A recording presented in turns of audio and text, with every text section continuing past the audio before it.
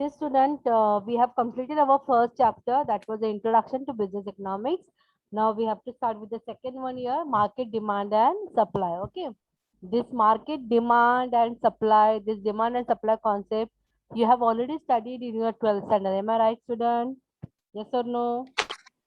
Yes, ma'am.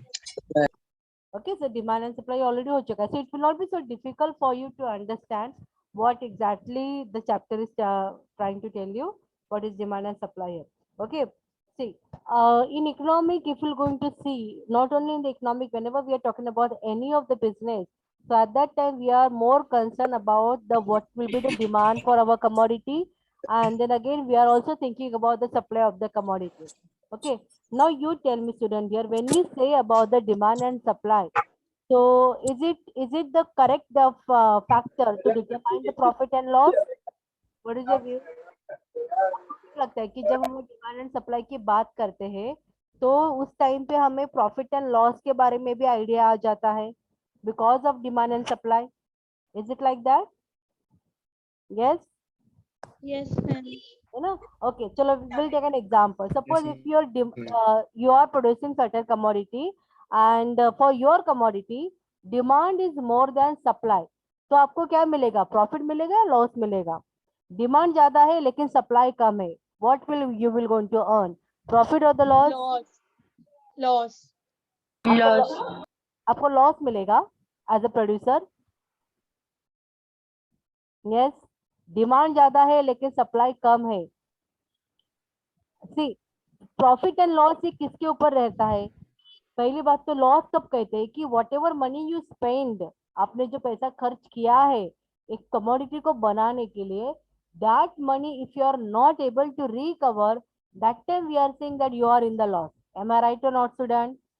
Yes, ऐसा ही होता yes, ma'am. Yes, ma'am. Yes, ma'am. है. हाँ, अभी मैंने आपको सिचुएशन क्या दिया कि डिमांड ज्यादा है लेकिन आपका सप्लाई कम है, तो हाँ यहाँ Profit. पे आप क्या अर्न करोगे? प्रॉफिट है क्योंकि ज्यादा डिमांड मिल रहा है. Profit होगा, ma'am. प्रॉफिट होगा, और प्रॉफिट बहुत ज्यादा होगा. क्यों बहुत ज्यादा होगा?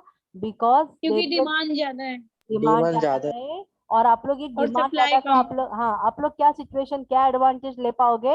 As there is a demand is more for your commodity, तो आप लोग जानबूझ के वहां पे अपने कमोडिटी का प्राइस बढ़ाओगे. ठीक है, क्योंकि आपको पता है कि Yes. डिमांड ज्यादा है तो लोग खरीद नहीं वाले मेरे कमोडिटी को, though it is at a higher price, so there you will going to earn the super normal profit. Okay, लेकिन और एक सिचुएशन है, डिमांड कम है लेकिन सप्लाई बहुत ज्यादा है, क्या होगा? प्रॉफिट होगा या लॉस होगा? आपको Loss होगा, ma'am.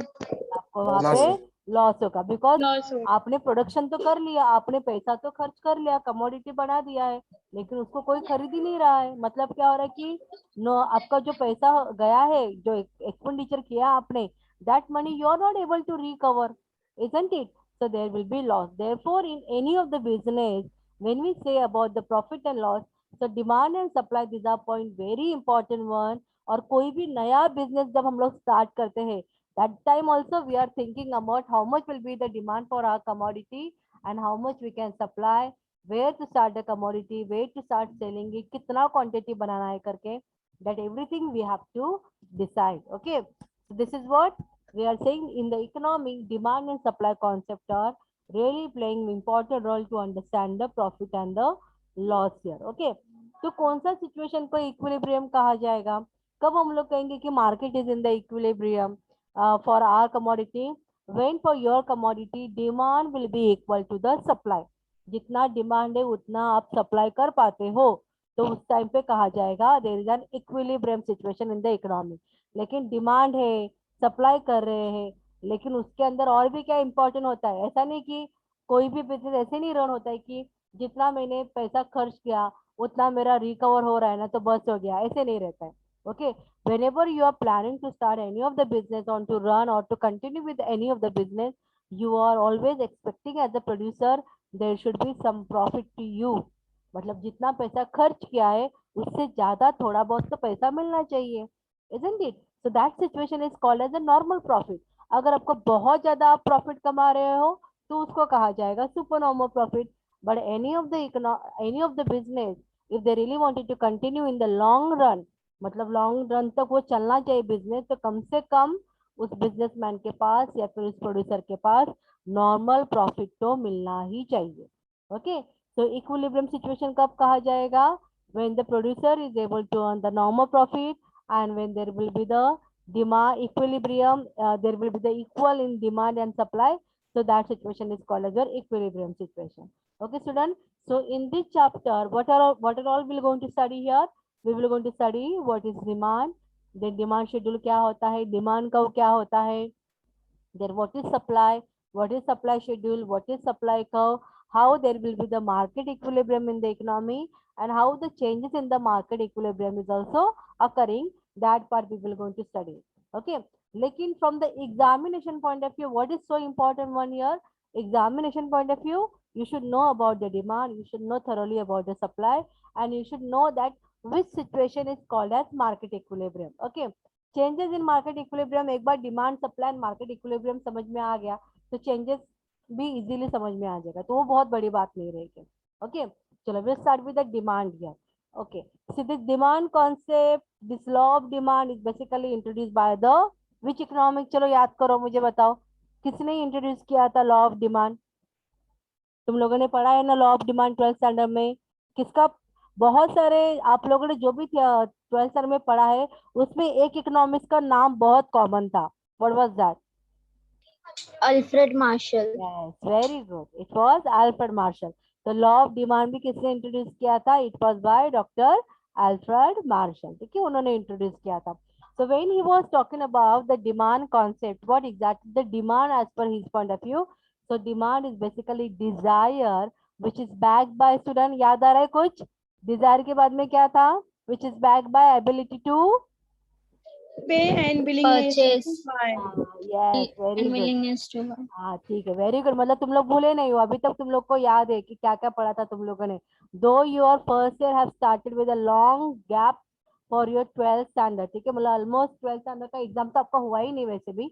और ये लॉ ऑफ डिमांड आप लोगों ने माइक्रो इकोनॉमिक्स में पढ़ा है, मतलब ये आप लोगों ने कुछ पढ़ा रहेगा मेरे अंदाजे से मे भी जुलाई और अगस्त में 12th स्टैंडर्ड के, तभी आप लोगों ने Yes, पढ़ा रहेगा. ठीक है, बिकॉज स्टार्टिंग का यही सेक्शन रहता है, डिमांड के बारे में ही रहता है, तो तभी पढ़ा रहेगा. But still you remember it Yes, ma'am.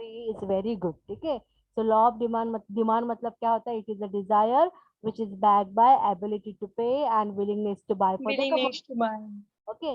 तो यहाँ पे डिजायर मतलब क्या होता है? डिजायर मतलब इच्छा होनी चाहिए. Whatever commodity you really think so that I need to demand that commodity, so demand होने के लिए first and foremost what is that you should have a desire to purchase that commodity. आपको ऐसा लगना चाहिए कि हाँ ये कमोडिटी मेरे पास होनी चाहिए करके. उसके बाद में सेकंड कॉन्सेप्ट है ability to pay for the commodity. यहाँ पे एबिलिटी का मीनिंग क्या होता है कि अफोर्डेबिलिटी होना चाहिए, आपके पास उतना पैसा होना चाहिए उसको खरीदने के लिए. So that is what the ability to pay for the commodity. And the last one year willingness to buy the commodity, मतलब आपके पास डिजायर भी है, एबिलिटी भी है, पैसा भी है, लेकिन उस कमोडिटी के ऊपर मैंने इतना पैसा खर्च करना चाहिए या नहीं, और अगर जो पैसा आप खर्च कर रहे हो आपको वो वर्थ लग रहा है, then only we can say yes you will be having willingness to buy that commodity.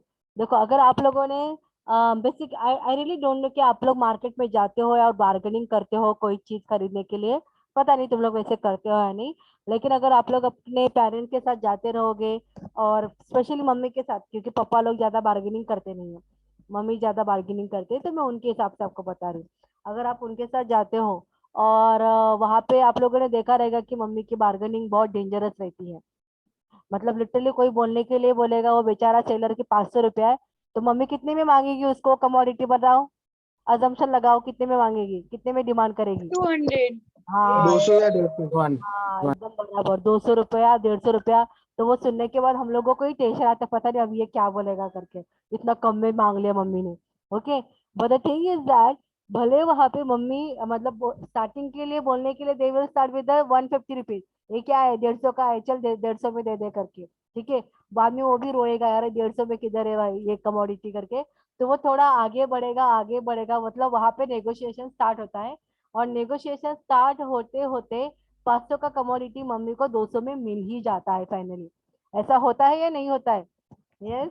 Yes, होते हैं ma'am. Yes. Yes, ma'am. और लास्ट में Yes, जाते ma'am. जाते वो बेचारा एकदम दया के मारे वो बोल ही देता है बहन जी और 10 रुपया दे दो करके. ऐसा होता है, सुना है आप लोगों ने कभी? यस, एंड एंड में ऐसे बोलता है Yes, बेचारा कि ma'am. थोड़ा थोड़ा सा Yes, ma'am. ओके। तो मतलब मम्मी इतनी परेशान करती है सारे सेलर्स को, ध्यान में रखो। तो यहाँ पे बोलने की बात क्या है कि ओके चलो, वो इतना नेगोशिएशन के बाद में I am able to get that commodity with 200 rupees, ठीक है। लेकिन फिर थोड़ा घर पे जाने के बाद कोई और आपके पड़ोस वाले या कोई ऐसा बोलेगा कि अरे ये 200 में लिया, ये कमोडिटी तो मैं 150 में लेके आई। तो तभी क्या लगता है, फिर बहुत बुरा लग जाता है कि अरे मैंने और बार्गेनिंग करना चाहिए था, या मैं नुकसान में गई। तो वो विलिंगनेस आपका चला जाता है, मतलब बोलते हैं वो हैप्पीनेस कि हाँ कमोडिटी मुझे वर्थ मिली है इसका प्राइस के हिसाब से, तो विलिंगनेस चला जाता है। तो उसको डिमांड नहीं कहते, उसको that kind of a thing we can not say it as a proper demand. Okay, तो इसके लिए डिमांड कब हम लोग बोलते हैं कि हाँ ये एकदम परफेक्ट डिमांड है, जब अपने पास डिजायर भी होता है, पैसा भी होता है, और जितना पैसा खर्च किया उस कमोडिटी के ऊपर, वो अगर हमें लगता है कि हाँ मुझे एकदम सस्ते में एकदम अच्छा क्वालिटी का कमोडिटी मिल गया, और जितना मैंने पैसा किया ये उससे भी मोर देन वर्थ है, या उतना वर्थ है, उतना भी अगर हम लोग को फीलिंग आता है ना स्टूडेंट्स, तो that is called as a perfect demand. ठीक है, तभी कहेंगे कि हाँ ये डिमांड बराबर से हुआ है।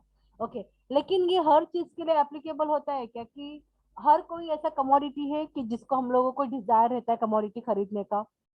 Can you give me any example कि जिसका डिजायर, इच्छा तो नहीं होती है खरीदने के लिए, फिर भी हम लोग डिमांड कर देते हैं? What was that commodity? What example you can give मी? बताओ मुझे,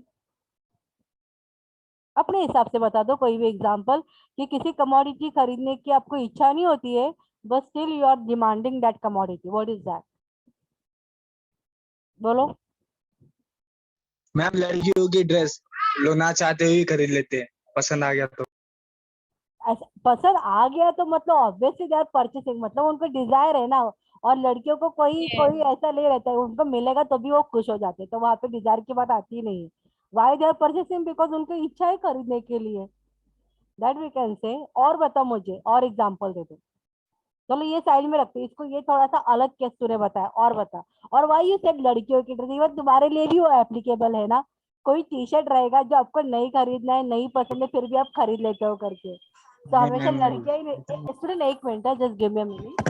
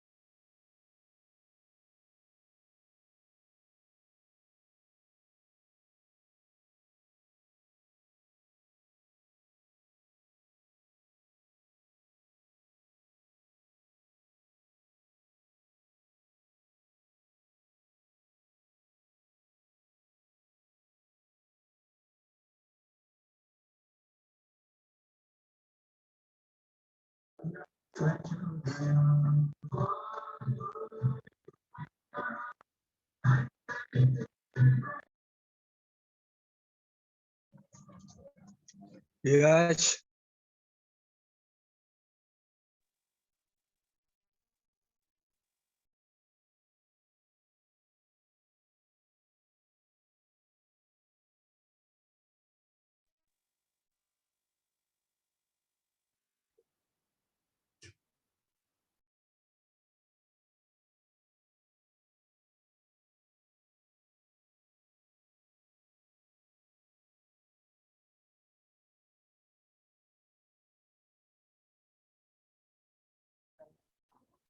हाँ ओके स्टूडेंट, थोड़ा थोड़ा टाइम होता रहे तो बात करनी तुम लोगों को, हाँ, एक दूसरे के साथ। अच्छा ओके, चलो विल स्टार्ट। कहाँ पे थे हम लोग? हाँ, एक्सेप्शनल की बात कर रहे थे। तो ओके, मैंने आप लोगों को क्वेश्चन किया था कि डिजायर नहीं है, still you are demanding the commodity, what example you can give me? तो मुझे तुम लोगों ने कपड़ों के बारे में बताया कि जो खरीदने की इच्छा नहीं होती फिर भी खरीद लेते हैं। Okay, that could be the one of the thing. लेकिन दूसरी और एक ऐसा रहता है commodity, like for example medicine. Medicine तुम लोगों को इच्छा रहती है क्या खरीदने का कभी उसको, कि जाके चलो खरीद के आओ मेडिसिन खाते, कभी ऐसा किया आप लोगों ने? बिल्कुल भी No, नहीं। ma'am. No, हाँ, ma'am. No, ma'am. मेडिसिन के लिए क्या रहता है कि डिजायर तो नहीं रहता है, कभी कभार तो एबिलिटी भी नहीं रहता वो खरीदने के लिए, और ना ही विलिंगनेस रहता है। ठीक है, बट स्टिल सिचुएशन ऐसा रहता है that we need to purchase that commodity, we need to demand that commodity. So for a certain cases sometime the demand concept is not at all applicable. Okay, तो ऐसा भी कभी कभार cases रहते हैं।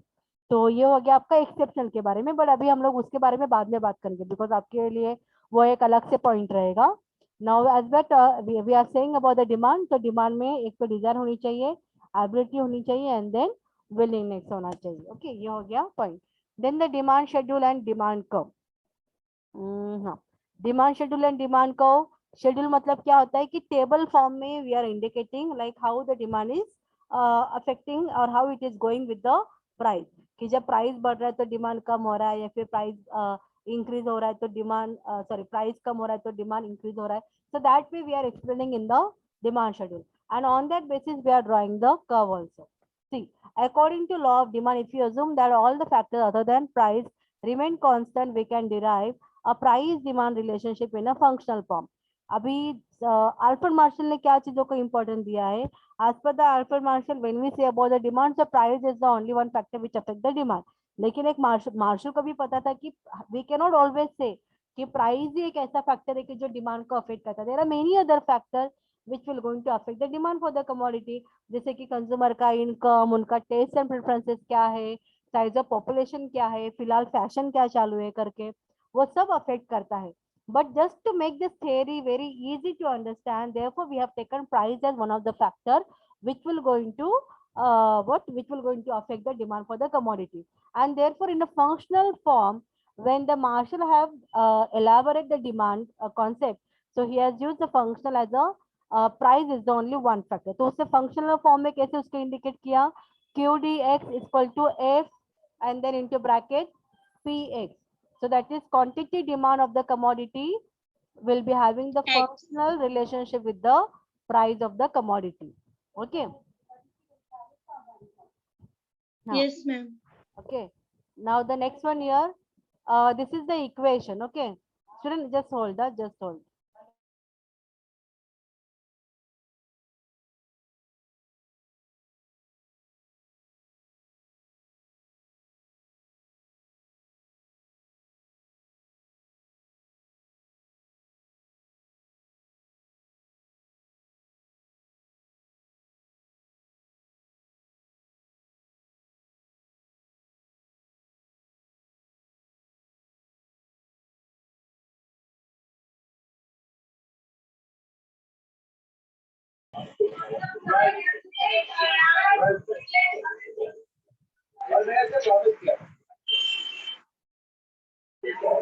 आप सभी को बताना चाहते हैं कि आपको दिए गए धातु का कब्जा खाने की अवधि अब समाप्त हो गई है।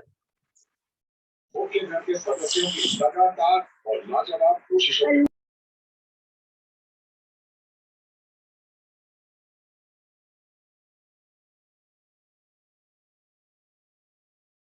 अनुसार आप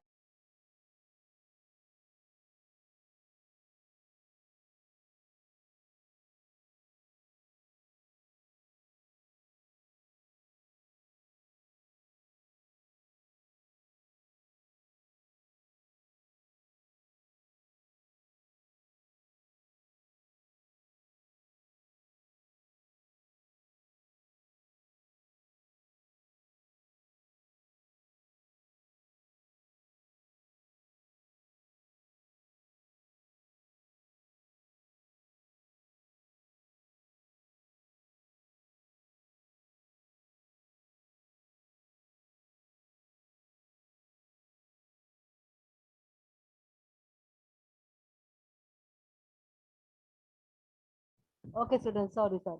See here, now after function, then again the equation is coming. Okay, लेकिन equation हम लोग अभी नहीं पढ़ेंगे. Why? Because on that equation there will be case study. और case study आप लोगों को almost 15 मार्क के लिए आता है. And बहुत सिंपल रहता है ये case study solve करना. So on the basis of equation only we are solving this kind of a case study. तो केस स्टडी जब अपना एग्जाम रहेगा उसके थोड़े दिन पहले हम लोग केस स्टडी सारे पूरे इकोनॉमिक्स का केस स्टडी एक साथ पढ़ेंगे. तो वहाँ पे डिमांड का केस स्टडी रहेगा, सप्लाई का रहेगा, प्रोडक्शन फंक्शन का रहेगा. So that we will going to see it later on. Why I am saying this one because I am not confirm कि आप लोगों का एग्जाम कैसे रहने वाला है, whether it will be the MCQ type और सब्जेक्टिव टाइप रहेगा. I really don't know. तो उसके अकॉर्डिंग मुझे आपको केस स्टडी सिखाना पड़ेगा.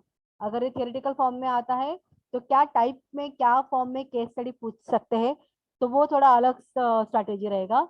अगर ये थियोरेटिकल वे में नहीं आता है, एमसीक्यू के टाइप में आता है, तो फिर कैसे केस स्टडी का क्वेश्चन आता है वो अलग रहेगा. ठीक है. So we have to see that how the university will be taking decision on you people and उसके अकॉर्डिंग हम लोग डिसीजन लेंगे कि कैसे पढ़ाई करनी. अभी भी I am not sure because it has been said like maybe after Diwali vacation, like after 15th November, your college may going to get start offline. ठीक है, आपका ऑफलाइन प्रॉपरली स्टार्ट हो सकता है. अगर आप लोगों का एग्जाम से पहले ऑफलाइन स्टार्ट होता है so there are chances like you people may have to go with the subjective kind of a paper. मतलब आपको theoretical पेपर आएगा, एमसीक्यू वगैरह नहीं आएगा शायद से देखेंगे. लेकिन अगर मुझे लगता है कि जैसे तुम लोग फर्स्ट ईयर के ही हो, तुम लोग का एक भी एग्जाम नहीं हुआ है और एग्जाम से पहले अगर कॉलेज भी स्टार्ट हो जाता है तो शायद कुछ वो लोग चेंजेस करेंगे, एमसीक्यू नहीं रखेंगे आप लोगों के लिए. तो अभी आप लोग क्या करोगे स्टूडेंट, अभी आप लोग पूरा रीडिंग करना स्टार्ट करो. मतलब मैं आपको अभी ये नहीं बोलूंगी कि आप लोग नोट्स बनाना भी स्टार्ट करो. Just start reading whatever notes we are sharing with you. और उसके बाद में for the economic subject basically आप लोग क्या करोगे, डायग्राम का प्रैक्टिस करो घर पे. शेड्यूल बनाओ, शेड्यूल के अकॉर्डिंग डायग्राम कैसे बना सकते हो उसका प्रैक्टिस अभी स्टार्ट करो. बिकॉज इकोनॉमिक्स में अगर कोई भी डायग्राम का क्वेश्चन आंसर रहेगा तो वहाँ पे डायग्राम्स और उसका एक्सप्लेनेशन, उसका शेड्यूल, इसको सबसे ज्यादा मार्क्स रहते हैं. ओके, तो आप लोगों को डायग्राम का प्रैक्टिस करना है घर पे बैठ के. कोई नोट्स वगैरह बनाना नहीं है. अगर मुझे कोई चाहिए असाइनमेंट वगैरह तो वो मैं आपको बराबर बता दूंगी कि इसका ये रेडी रखो रख करके. ठीक है, लेकिन डेली बेसिस पे जो जो पढ़ाया जा रहा है उसका आप लोग रीडिंग करोगे अच्छे से और उसके हिसाब से आप लोग उसका प्रैक्टिस के लिए डायग्राम वगैरह बनाते रहोगे. Is it okay to you student, करोगे वैसा? Yes, Yes, ma'am. ठीक है. Yes, वैसा ma'am. प्रैक्टिस कुछ रहेगा चेंजेस अगर यूनिवर्सिटी से कुछ आता है तो हम लोग आपको इमीडिएटली बता देंगे अभी हम लोग को क्या स्ट्रेटेजी करना है पढ़ाई करने का. बिकॉज डिपेंड ना, ऑब्जेक्टिव के लिए थोड़ा अलग वे रहता है पढ़ाई करने का, सब्जेक्टिव के लिए थोड़ा अलग वे रहता है पढ़ाई करने का. तो उसके अकॉर्डिंग हम लोग आपको गाइड करते रहेंगे. Okay, see now we are talking about the, अभी हम लोग इक्वेशन नहीं देखते, we are directly coming toward the demand schedule. Here demand schedule में देखो स्टूडेंट, यहाँ पे प्राइस पर यूनिट दिखाया हुआ है and then quantity demanded in units दिखाया गया है. सो प्राइस कैसे है, 0 से लेके 1 2 3 4 5 6. यहाँ पे प्राइस किस फॉर्म में है स्टूडेंट, इंक्रीजिंग फॉर्म में है या डिक्रीजिंग फॉर्म में है, बताओ मुझे. Increasing form में. इंक्रीजिंग में है. ठीक है, और उसी टाइम पे जब Increasing. प्राइस पर यूनिट 0 है तो quantity demanded is shown as 100, then 90 80 70 60 50. तो अभी मुझे बताओ कि डिमांड Decrease है कैसा ma'am. दिखाया, Decrease है ma'am. the demand is decreasing. Okay, so what is that indicating, how does the price and quantity demanded are having relation, whether they are having the direct relation or inverse relationship. क्या लग रहा है आप लोगों को इसको देख के? Inverse. Yes, Inverse, has the because inverse price is relationship. increased, Inverse then है ma'am. quantity will या be वेरी गुड decreased. बेटा. तो इसको क्या कहेंगे हम लोग, इनवर्स रिलेशनशिप कहते हैं कि जब प्राइस बढ़ रहा है तो डिमांड क्या हो रहा है, कम हो रहा है. ठीक है, कम हो रहा है. when this kind of a situation is occurring it is called as indirect relationship or we can say the inverse relationship. ये आपको ध्यान में रखना है. then again this same whatever is being written in this schedule or we can say in the table, that same point has been plotted into the diagram. जैसे कि देखो 0 है, when price is 0 at that time your quantity demand is 100. लेकिन उन्होंने उसको यहाँ पे indicate नहीं किया है, मतलब ऐसे प्लॉट पॉइंट्स को उन्होंने प्लॉट नहीं किया है. ठीक है, when the price is 1 at that time your quantity demanded is how much, 90. 2 price पे it is 80. एक मिनट मैं आपको ड्रॉ करके दिखाती हूँ. Yes ma'am. ठीक है, when price is 3, at that time how much is the quantity demanded, student? Bolo 70, 70.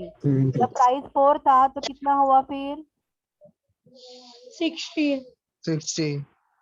60. 60. एक minute. It has become 60. Okay. When price is 5, so they have already shown us it is 50. 50. And when price is 6, so at that time quantity 40. demand is 40, 40. 40. Okay. So by joining this point, ये जो points है, इसको जब हम लोग join करते हैं, then we are able to get the demand curve. demand curve, How does the demand curve is sloping, student? Is it sloping upward or the downward? How does it sloping? downward, Downward. Okay. ये कैसे slope हो रहा है? लिखा हुआ है. Downward. मतलब ये क्या है? Downward है. So whenever any of the curve is sloping downward, so we have to say that just by looking at the slope of the curve, we can say that these two factors are having inverse relationship. तो यहाँ पे कौन से दो factors को लिया गया है? One is the price price and the demand, quantity. quantity. ठीक है. अभी हम लोग ये हो गया आपका demand schedule and demand curve. Now individual and the market demand. अभी आप लोग मुझे आंसर दोगे इंडिविजुअल डिमांड और मार्केट डिमांड में क्या डिफरेंस है? कैसे आप लोग समझोगे कि ये इंडिविजुअल डिमांड है और ये मार्केट डिमांड है? बताओ. पढ़ा है ना आप लोगों ने ये? मैम इंडिविजुअल डिमांड जो इंडिविजुअल कंज्यूमर रहते हैं उसमें, और हाँ. मार्केट डिमांड में मोर कंज्यूमर्स रहते हैं, सप्लायर्स. Yes, very good. मतलब जब हम लोग किसी एक कमोडिटी के डिमांड के बारे में बात करते हैं या फिर किसी एक कंज्यूमर के डिमांड के बारे में बात करते हैं, so that is called as your individual demand. और मार्केट मतलब क्या? जब हम लोग सारे कमोडिटी के बारे में बात करते हैं, उनके डिमांड के बारे में, या फिर सारे कंज्यूमर के डिमांड के बारे में बात करते हैं, so it is called as your market demand here. Okay. So this is what individual and the market demand differences. Now we will say कि changes in demand. Changes in demand में उन्होंने दो कॉन्सेप्ट दिए हैं. एक दिया है कि मूवमेंट अलोंग द डिमांड को. स्टूडेंट इसके ऊपर आपको एमसीक्यू आता है, हाँ, तो इसके लिए थोड़ा ध्यान दे दो. यहाँ पे मैं आपको बताती हूँ कि कैसे फॉर्म में आएगा एमसीक्यू. और सी चेंजेस इन डिमांड में दो पॉइंट दिए उन्होंने, मूवमेंट अलोंग द डिमांड को and then shift in the demand को. अभी इसका मीनिंग क्या होता है? मूवमेंट अलोंग द डिमांड को. मूवमेंट होना मतलब ऑब्वियसली यहाँ वहां से शिफ्ट मतलब चेंजेस होना करके, एंड अलोंग द डिमांड को मतलब क्या कि सेम डिमांड कर्व पे ही चेंजेस दिखाना है. जैसे अभी हम लोग यहाँ पे ये वाला डायग्राम है ना, यहाँ पे देखो आप लोग. ठीक है. यहाँ पे हम लोग क्या देखेंगे? पहले ये पॉइंट है, उसके बाद में ये नेक्स्ट पॉइंट आया, उसके बाद में ये नेक्स्ट पॉइंट आया. So what is that indicating कि सेम डिमांड कर्व पे ही अलग अलग पॉइंट है. उसी डिमांड कर्व पे जो तुम्हारे पॉइंट्स है वो चेंज होते जा रहे हैं. And why it is changing? Because of change in price. Am I right student? ये क्यों चेंज हो रहा है? Because Yes, price ma'am. Change हो रहा है Yes, करके. ma'am. प्राइस चेंज हो रहा है करके क्वांटिटी डिमांड चेंज हो रहा है यहाँ पे. Okay. So whenever because of the changes in the price of the product, the demand is changing and demand is changing along on the same curve, so that is called as your movement along the demand curve. अगर हम लोग ऐसे दिखाएंगे कि ये demand curve पे अगर आप लोग देखोगे, तो जैसे प्राइस कम होता जा रहा है वैसे डिमांड इंक्रीज हो रहा है, तो उसको कहा जाएगा एक्सटेंशन ऑफ डिमांड. ठीक है. और दूसरा क्या हम लोग दिखा सकते हैं यहाँ पे कि जैसे प्राइस बढ़ रहा है वैसे डिमांड कम होता जा रहा है, so that is called as your contraction of demand. Are you getting me student? समझ में आ रहा है आपको ये Yes, point? Movement Yes. Movement along the demand को मतलब ये क्यों चेंज हो रहा है? सेम डिमांड को पे ही अलग अलग पॉइंट्स क्यों आ रहे हैं? Because there is change in price. Price change हो रहा है करके उसके अकॉर्डिंग वहां पे डिमांड को पे अलग अलग पॉइंट्स आ रहे हैं. अगर डिमांड बढ़ता हुआ दिख रहा है so that is called as extension in demand. अगर डिमांड कम होता हुआ दिखता है so that is called as your construction of demand. ठीक है. ये हो गया मूवमेंट अलोंग द डिमांड को. नेक्स्ट पॉइंट है तुम लोगों का शिफ्ट इन द डिमांड को. ठीक है. एक मिनट मुझे इरेजर ही लेने दो. अभी हम लोग बात करेंगे ये जो हम लोगों ने देखा पॉइंट, ये था तुम्हारा demand. What is movement along the demand को. Now shift in the demand को. यहाँ पे भी डिमांड बढ़ेगा कम होगा, लेकिन यहाँ पे डिमांड बढ़ने का और कम होने का जो रीजन रहेगा that will not be the price, it will be the non price factor.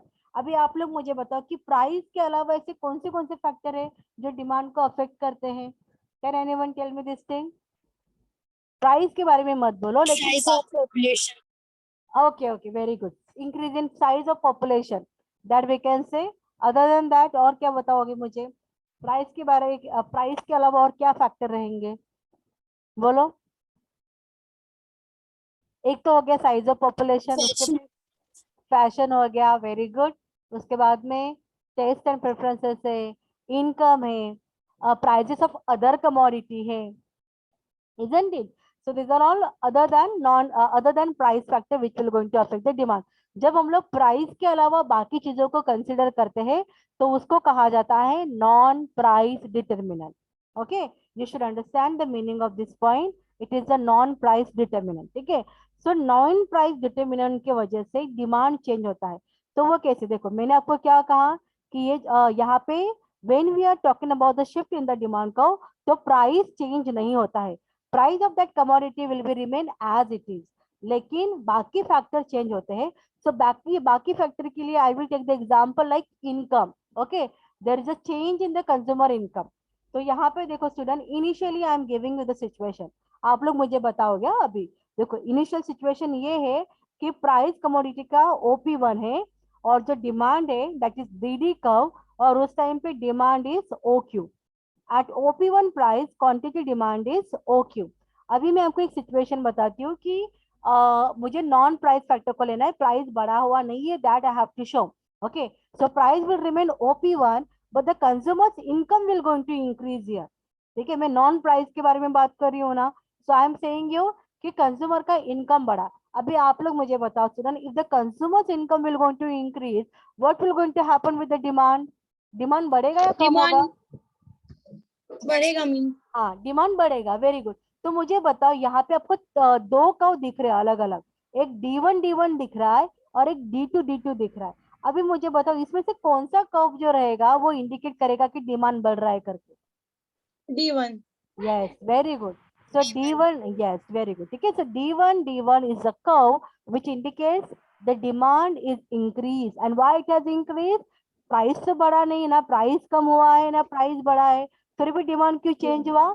Because here the consumer के इनकम से. yes, because consumers income have been increased and therefore the demand curve is shifted upward, or we can say shifted at the right side. Okay, and therefore the demand is increased there because of increase in the consumer income, which is non price factor. अभी और एक example है कि consumer का demand commodity का price OP1 ही है और consumer का डिमांड कम हो रहा है. ऐसे क्यों हो रहा है? इनकम के पॉइंट ऑफ व्यू से मुझे बोलो. अभी प्राइस तो सेम है ना?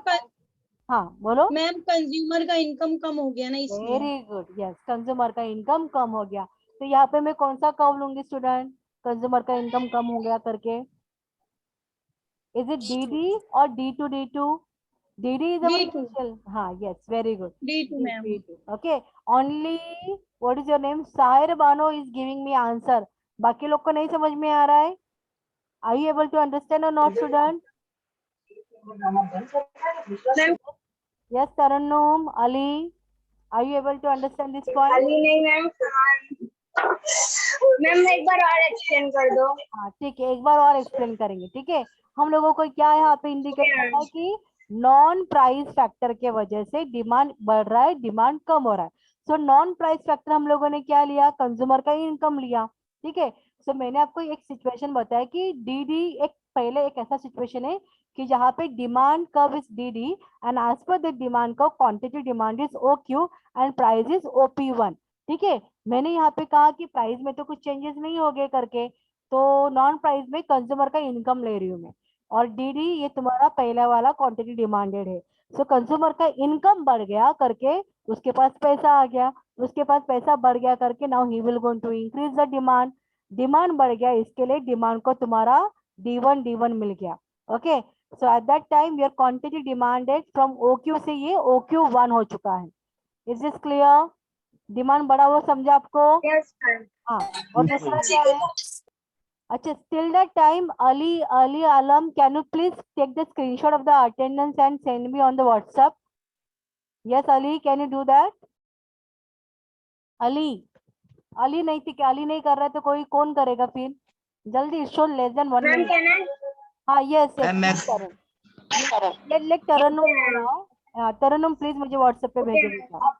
Okay, this is what your shift in the demand curve. मतलब डिमांड बढ़ेगा तो तुम्हारा डिमांड को राइट हैंड साइड पे शिफ्ट होगा, डिमांड कम होगा तो तुम्हारा डिमांड लेफ्ट हैंड साइड पे शिफ्ट होगा. Okay student, supply will going to see it on the next lecture.